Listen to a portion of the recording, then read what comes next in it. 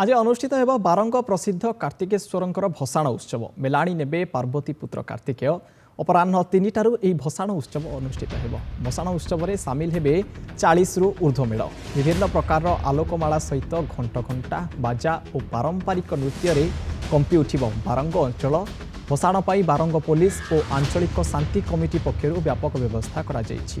कटक अतिरिक्त डीसीपी समेत 3 जन एसीपी 8 जन आईआईसी 35 जन सब इन्स्पेक्टर और 9 प्लाटून पुलिस फोर्स मुतयन करा जायछि।